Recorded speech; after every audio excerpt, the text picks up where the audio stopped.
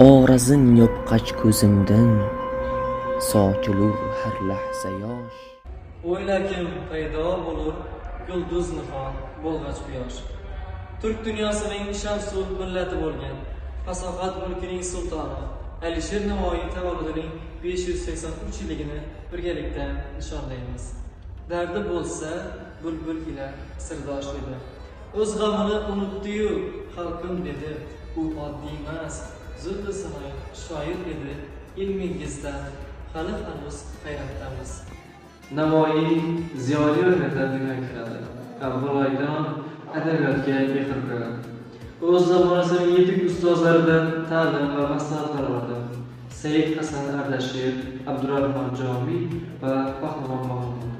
Ustozlarga bo'lgan bunday e'tibor bugungi kunda ustoz shoir an'analarida o'z aksini topsa, bu bizning qadriyatlarga hamda ajdodlarga munosabatimizni bildiradi.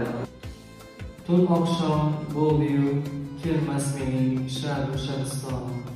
Bu anduh o'tidun qardan kuyar parvonadek jonim.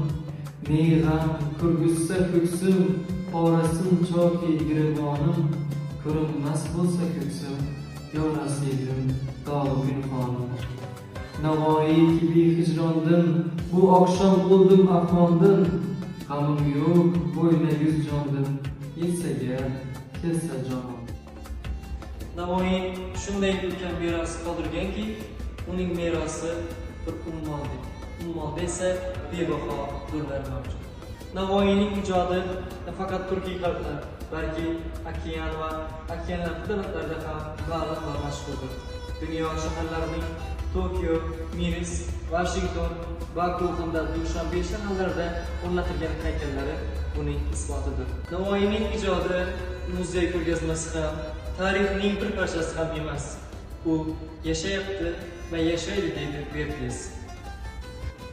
Bu dunyoda abadiy qolmoq mumkin emas, biroq yaxshi nom qoldirish katta saodatdir degan edi Navoiy.